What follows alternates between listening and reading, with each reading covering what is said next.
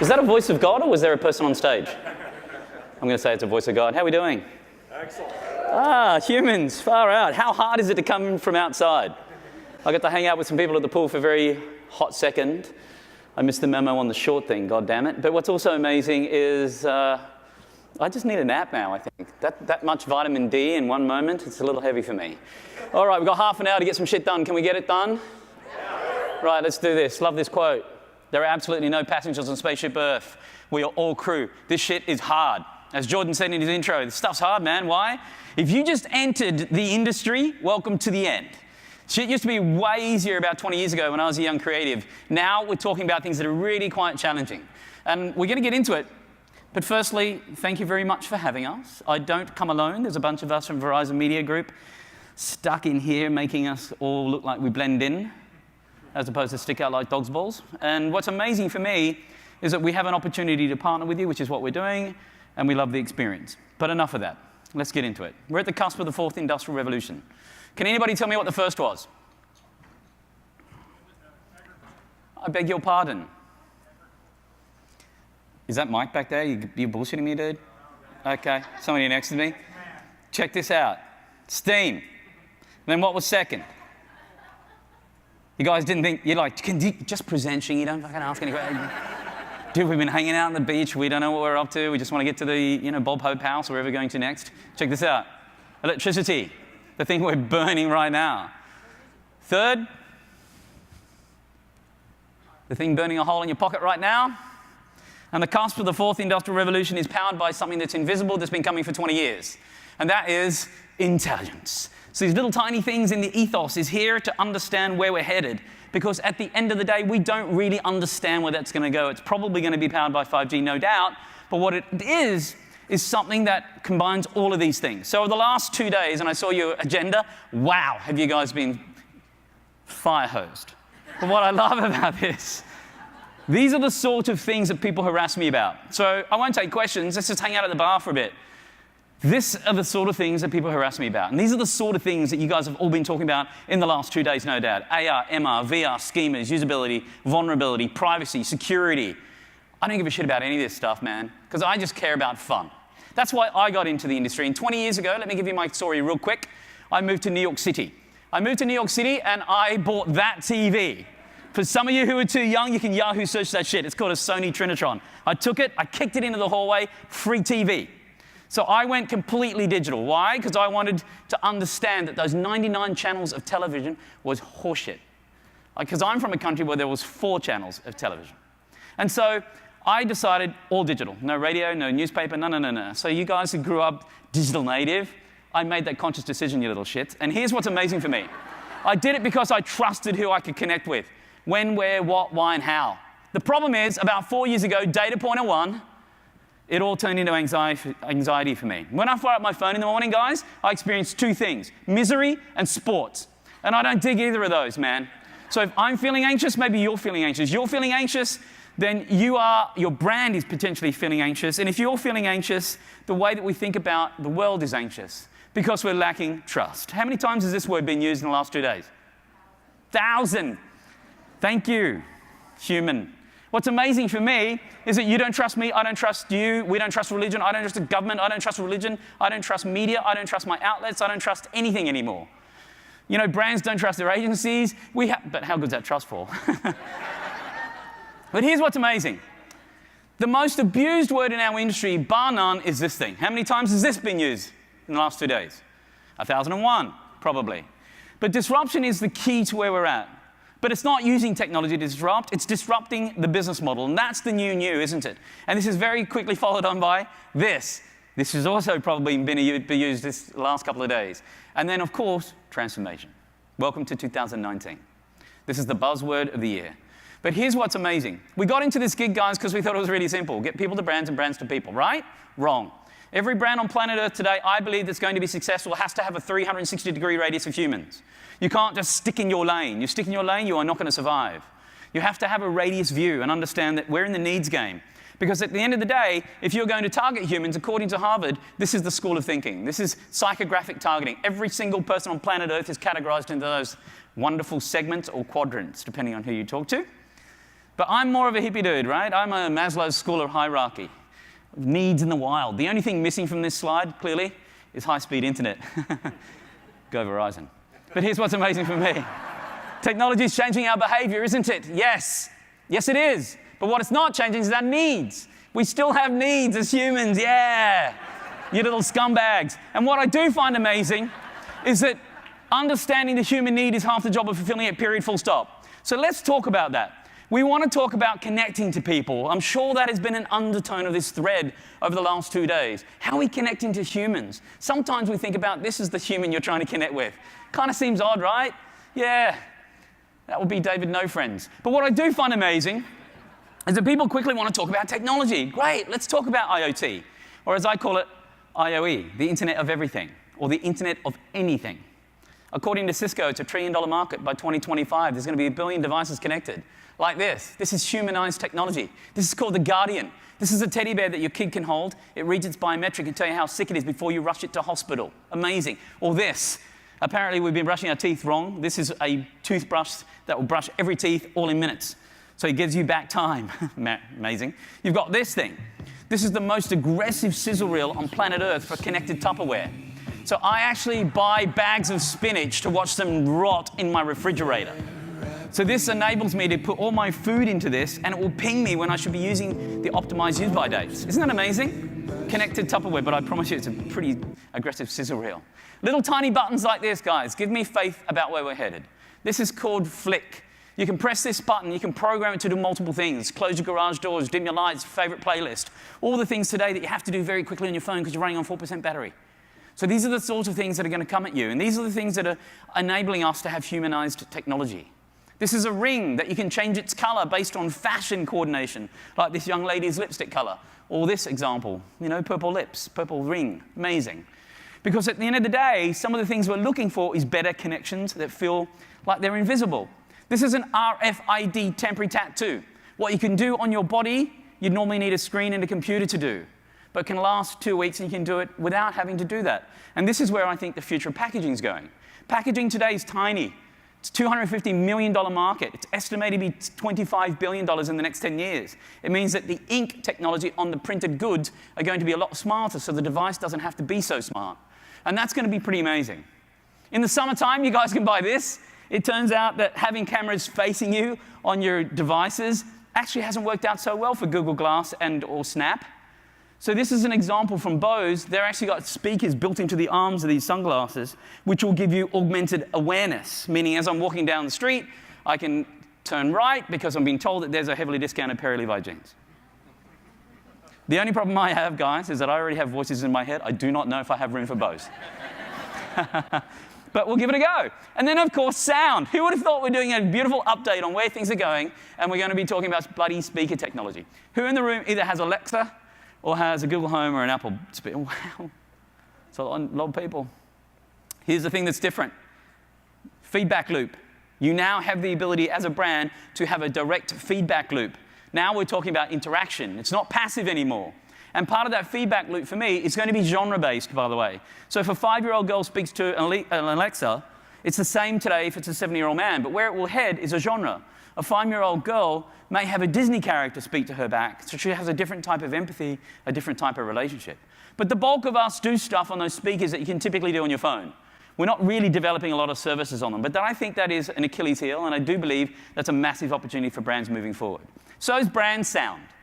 So for some of those brands in the house, you've probably forgotten about brand sound because you're spending all your TV budget licensing top 10 music or royalty-free. You've forgotten about your brand iconography. It's an extension. The oral is an extension of the incredible brands that we have. Whose brand is this? Intel. Took you 2 seconds. So as you're thinking about making connections with humans on planet Earth, of which there are almost 8 billion of them, you may want to think about the iconography of sound. All right. And then we have wearables. Love this category. Why? Because it hasn't honestly really taken off, has it? There's almost 600 of them. The number one category of fitness. 600 of them. Who in here has a wearable on right now? Oh, Apple Watch, Apple Watch, Apple Watch. Garmin? Garmin? You a runner, brother? Amen. We'll come back to you in a minute, Holmes. Who has got something on that is not an Apple Watch? Who's got a Fitbit or something on? And which one is that? And how long you had that for, young lady? A year. Who's got one? What have you got? Fitbit? It's the Blaze. Is that the Blaze? No, something else. Alter or some shit? Yeah. Can that tell you if you're dehydrated? Okay, and so as an example of 360, what happens is, that one can? Okay, so what's interesting about these new relationships is that instead of estimating if you're dehydrated, it can actually tell you if you're dehydrated because they do a 360 relationship with people like Thermos. So they've now got connected drinking wear. You with me? It's not just I can tell we're all dehydrated right now, man. My eyeballs and lips are shriveling up as I speak. But here's what's also amazing. Who has a wearable at home they don't have here? Yeah, tons of hands go up. Why, brother? You don't need it. Why? Because you can lift a truck without having to need a wearable and all that shit? You seen this guy? He's stacked. You don't need it. It does the same thing that your phone does. That's what 90% of people that I speak to say. Or it ran out of battery 6 months ago. You couldn't give a shit about it. Or nobody cares about it if you socialize, you walk 10,000 steps. You wonder why you have no friends. But here's what's amazing for me, man. They are drop-dead beautiful. Some of them look like they're old-fashioned. Some look like they're from Mars. Some of them are an incredible vanity play. But they don't do anything different than your phone. Now, the most people who adopt these things, by the way, are Garmin and Polar, because athletes already have the muscle memory for math. To adopt a new piece of technology, you have to be prepared to break one. And we're still finding out whether these things can actually do something useful. Like this, a Braille watch, finally, for the sight impaired, something that actually does something that's useful. Or this piece of technology. This is a wearable that creates an ultrasonic sound wave, guys, from your wrist to your tip of your finger. So to make calls and listen to messages, you just point your finger at your ear. But you're going to look like this idiot. And you're probably going to end up with finger cancer, a whole nother level of pain. Or this thing. This is another wearable. This is called Pavlov. This is a shockable. This wearable will shock you if you do something you said you're not going to do. Which clearly I should have worn this last night when I had about 4 bottles of glasses of Camus. My God. But here's the deal. This is where it's headed. Have you ever noticed that the world's most powerful men don't carry a wallet? In fact, have you ever seen them pay for anything? Well, now you can join them. Introducing the MJ Bale Power Suit. In collaboration with Heritage Bank and Visa PayWave, we've developed the technology to embed a contactless payment chip and antenna into the sleeve of a suit. So now you can pay invisibly wherever you go. You with me? And check this out. And is that far up? Yeah. Is that right? Yeah, that's it. Check this thing out. If a player is tackled, then you get to feel the physical effect of that. But if a player is nervous before a kick, then you get fluttering. So, if you're looking about haptics, you're thinking, what do haptics really do? They do this sort of thing. They try and create a brand experience, and this is a live event. So you guys never need to go to Disney World ever again. You never need to leave your basement to experience what it's like to be a visceral footballer, perhaps. And this is where we're headed with brand of experience. This is a media company bringing it. Here's another example. This is by Mondelez. The guys who own Trident chewing gum believe that when you chew chewing gum, you can focus. They got together with a Japanese clothing designer and said, hey, our wearable's going to be very different. When you put your smart devices into the pockets of this thing, it's going to give you no updates, no notifications, no ability to do anything. It becomes a dumb device. We call it AT&T where I'm from. Peace. But here's what's amazing, man. The creepiest thing I've seen for a while is this. This is the gaze. This is a 3D dress that will morph and change based on your biometric. So it's determining whether you're trying to attract or distract the person standing in front of you, and the dress grows accordingly. Now, I don't know if it makes that rattlesnake sound, but I could really use this in New York City. Wow. Okay, and then, of course, VR. VR, I think, was hot when? 2017? Yeah, man, we all talked about that shit, right? Who here has not tried on VR? A little pattering of hands. Who here owns a pair of VR goggles? All right. Lady with the spotty shirt. When was the last time you put that thing on your face? A year. And how long was it on your face for when you had it on? About 20 seconds. You are very normal. Thank you. So this is what normally happens, right? Who's tried on VR? Yeah. Who owns the goggles? If they, I don't know, came with my Samsung phone or Google Cardboard or some shit. But what's amazing is the promise of this is fantastic. And by the way, I do much rather watch people wearing them than the actual content. But the premise is what? That we'll go away from linear story in the ability to actually have these incredible lateral stories. The ability for emotion to be pivoted based on your experience. Today, you have to choose that. You have to go yes, no, left, right, up, down. But the hardware is going to catch up where you'll be able to pivot that content. But the problem is, it's incredibly expensive, no one's doing it, and it doesn't scale. So CFOs definitely don't like that. But people imagine things like this, AR, or in your world, filters. But what's amazing for this is that this is just a two-dimension layer on the 3D world. What I love about this is it's fast, inexpensive, and shareable. And it's incredible because places like China are developing these devices that are aimed at kids. So this is, instead of a $700 smartphone running around with, this is a device that brings the physical and digital world much closer together by devices dedicated for children. You with me? If you're sitting here saying, hey man, where did VR go? It's hanging out in Japan.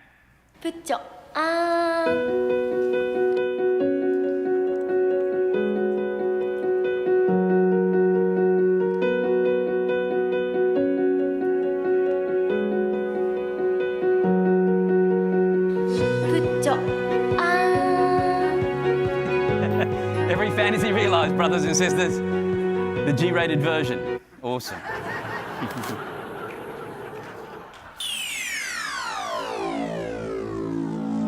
This is the Jaguar F-Type simulator.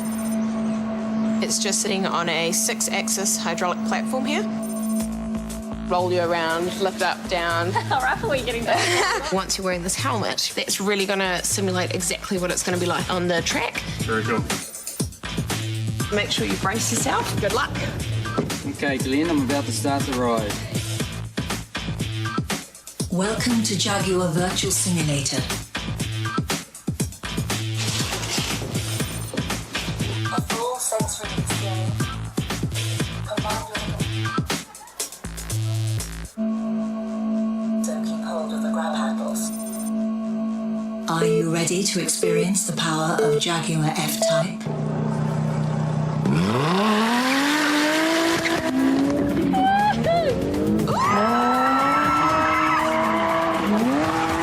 You all know what happens. It actually pees herself. But here's what's amazing. Let's not forget that your physical brand experience is sometimes 10 times better than the things we do digitally. But they absolutely should feel like they're coming out of the same shop. Otherwise, it's a wasted experience, particularly as we move to a world where everything has built-in intelligence. When, where, what, why, and how. But we're not there yet, are we?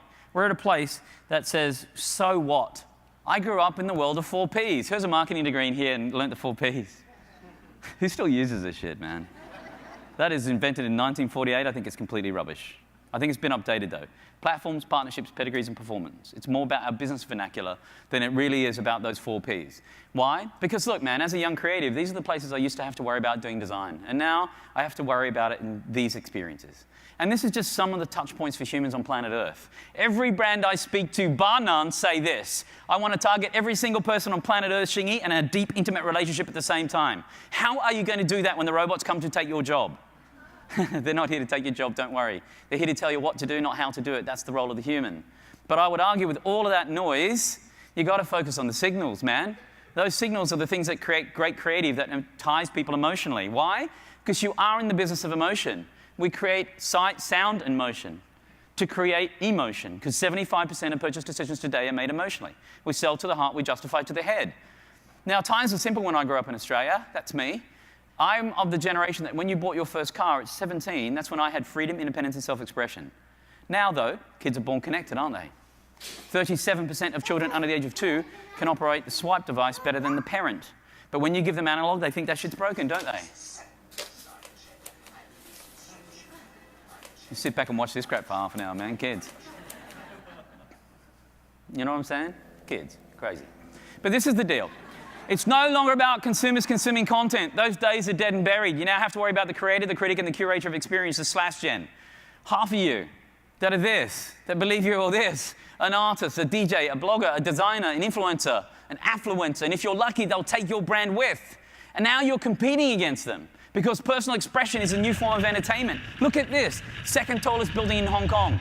More kids dying from extreme selfies and shark attacks, dude. The world is crazy. We are more of a we generation than we are a me generation, because I thought these little bastards were selfish. No, they're actually really hyper-connected, aren't they? This is an old slide I thought I'd put back here. I love this from this painter. It's just so much more relevant today than ever. You know what? I'm telling you, man, when we get to the gates, we are in trouble. But here's what I can tell you. The days of the open social network are done. So you have had the good fortune for the last 10 years of being able to buy into the open social network, but that's not where it's headed, is it? Who in here has an Instagram account? Hands up, please. Oh, wow. Whose Instagram account is private? Oh, wow. And you're in media. It's probably 80% of you. If we do this in front of high school kids, guess what, man? 100% of the hands go up for WhatsApp, WeChat, Line, Snap, Insta, all private. Open social accounts are there to appease their parents. There's an intimacy that happens in behind these closed networks, but it's very important. 2011, I coined a phrase. I said, defriend, unfollow will be a trend. People thought I was batshit crazy. I'm absolutely right, because this is where intimacy happens. I see some of you looking right down at your phone now because of notification language or the fact that I'm really boring, one or the other. But I'm telling you, man, those 3 bubbles, all my attention. And that could be yours as well. And that's where we're going in the world of mobility. And does it work? Yeah. WeChat in China, which is the only thing we use. This is an example of Dior, the luxury brand. They did this bag, limited edition, only available on WeChat, sold out 24 hours. Price of that bag, $2,100. So the lifetime value of transactions in those closed networks is high. But what about the value of young adults? Well, they want to what? Achieve happiness, be true to themselves, and financially stable. These are things that are more valued like their grandparents and their parents' generation. So what do brands do? They say, okay, let's forget about those young adults because they're aging out and starting to act like their parents. What about the kids? Let's talk about kids that are on the age of 10. Can I touch this real quick? Let's do it. Firstly, these guys have been a happily married couple for many, many years, and we should be celebrating the hell out of them. God bless them. But this is also what's amazing. There is some good and bad and some ugly when we think about kids today. Anybody know how many acts of violence a kid will witness on a screen in the US by the time they're 10 years old, not including Fortnite? About 16,000. Wow. How much time per week do kids spend on screens under the age of 10 in the US on average, do you guys think? I'm not hearing too many numbers. I'm hearing a lot of mumbling, which is awesome. How's this? 30. How much time on homework per week? 3. So it's interesting, isn't it? Because it turns out what's making kids exhausted, I'm talking about kids that are preteens, just walk out here and head to the pool with the shorty shorts and all those kids that are hanging out here for the Coachella crowd, brothers and sisters. The thing that's making them exhausting is pre-trending, what you guys call influencing. And it's interesting, man, because it's really starting to burn us out. Number 1 guilt for young parents. Too much screen time. Second guilt, I'm not spending enough time with my kids. It's fascinating that my guilt from my parents, and it's National Siblings Day or something. Thank you, Facebook, for that notification. That's awesome. It's what? Can I make enough money, put this kid through school, man? So it's fascinating because I would say that offline is the new online, which is very, I'm thin ice here, man, because I'm working for Verizon, but stay with me. What I'm saying is that you guys need to spend conscious time on screens to have a better time in real life. And it's not called IRL, God damn it. It's called in real life. Why? Because we're worried about kids' attention span. We're concerned about the false social reality, yes. If we had this discussion this time last year, the debate would be different because of privacy and security. But we've moved on, but we're still concerned about this. But we are concerned about those core pillars. That's why something like this is really interesting to talk about. Digital detox. Has anybody done a digital detox in here? How did you feel, man? I'm still doing it. This is not digital detoxing, my friend. And Game of Thrones on Sunday, brother, that's all over for you. You feel me? Anyone else done one? What was it, mate? Can I ask? Took 5 days and turned on all electronics. How'd you feel? 5 days, all electronics off. Time of my life. Time of your life. Check you out, brother. That's the number 1 response. Felt more productive. Isn't it incredible? The thing that's in front of you right now, burning a hole in your nervousness, is actually feeling like less productive. Amazing. This is how many hours per day adults in the US spend on screens. 11 hours per day. Woo! Which is why this thing is a massive anxiety attack for me. By the way, that would be called false data, heads up. There's 150 apps out there telling you you're spending too much time on screens, brothers and sisters. Isn't it an amazing world? The average person on planet Earth is interacting with their phone about 2,000 times a day, which is why something like the No Phone is taking off. This is a block of plastic that is the same weight, size, and shape as an iPhone. And new phones that you're seeing relaunched in the marketplace, guess what, guys? They have a thing called buttons on it. So if you're really young, you can Yahoo search that shit. That is a phone with buttons. And here's another example. These are all brand new phones that are coming out, little phones that only have things like 10 phone numbers stored. Remember Palm Pilot? They invented the smartphone, really? They've just come out with a phone. It's a third of the size of your iPhone. Their idea is you leave your big productivity phone at home, head out to the great outdoors with your little fun phone. This is where we're headed, guys. Why? Because of this shit. What is this called? Dating. That's why you're going to be watching Game of Thrones alone on Sunday night, my friend. What happens when somebody pulls out a phone on you, man? What do? You pull out your bloody phone. It's called phubbing. We are phone snubs. And this is amazing. And I say this because I am concerned about brand fatigue. We spend all this time in our industry with big ads and little content. And now let's flip it. It's all content, little ads. The content marketing industry is a $280 billion industry worldwide today. It's enormous. But then this comes, doesn't it? Anyone in here have an ad blocker? Oh my God, your hands went up fast, you lot. Why? Dude, short sleeve, you, yes. Next to the lady with the flower in the ear. You. Oh my God. What do you do for a job? You work in e-commerce marketing. He's in the industry. And here's what's amazing. We are thinking about this. We've done a crappy job of coming up with amazing experiences, so people are going to block us. So what do you do as brands? You guys hijack the internet with bullshit memes.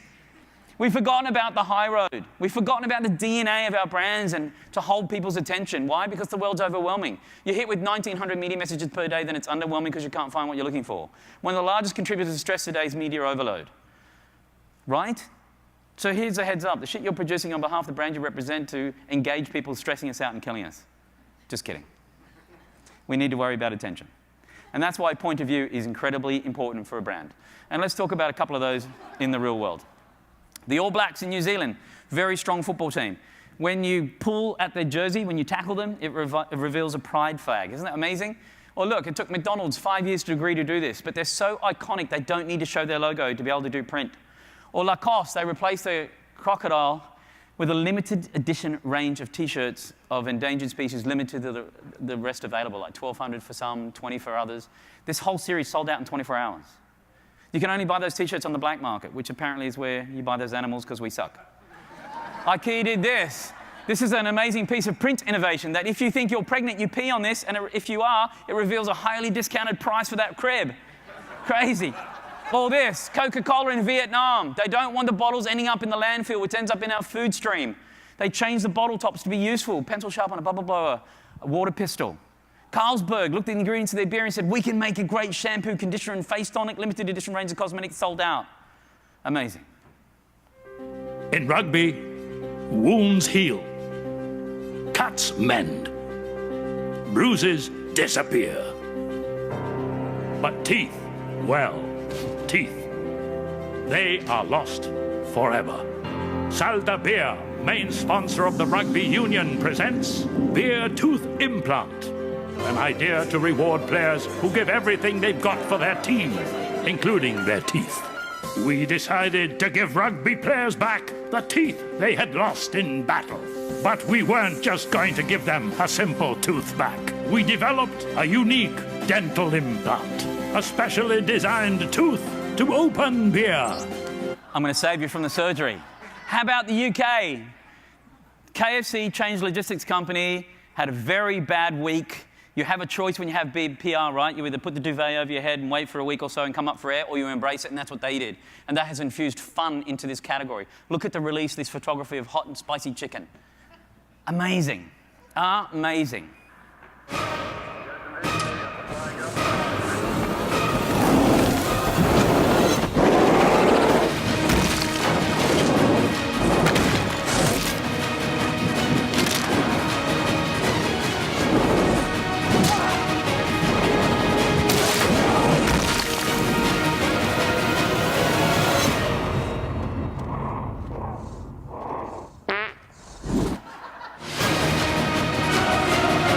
The number one ingredient in your content, if you want it to be passed around the internet, needs to be surprise. And it's amazing because the heat here is this. Build good content, put it in smart places. It's so easy for me to say. But in a world, brothers and sisters, that feels very anxious today and instill trust, let's get back to this and forget the telling and focus on the story. And you can end up with something incredible like this.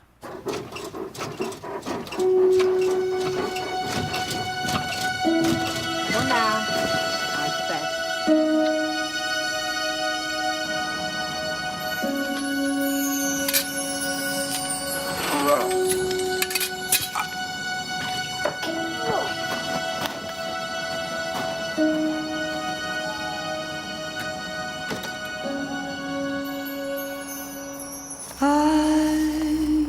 follow the night, can't stand the light. One day I'll fly away, leave all this to yesterday.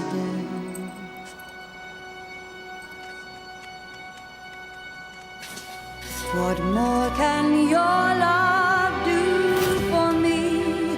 When will love be through with me? Why live life from dream to dream and dread the day when dreaming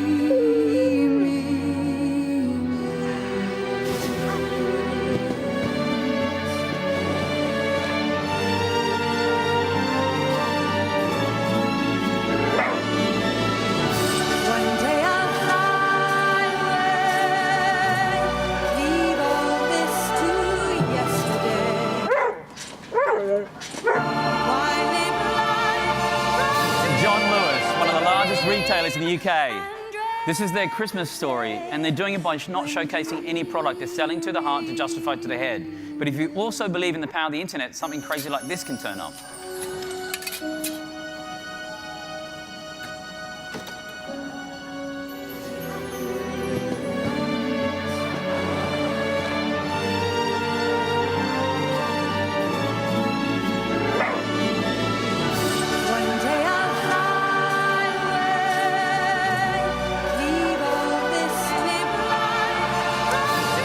Something like this can turn up. Oh my God.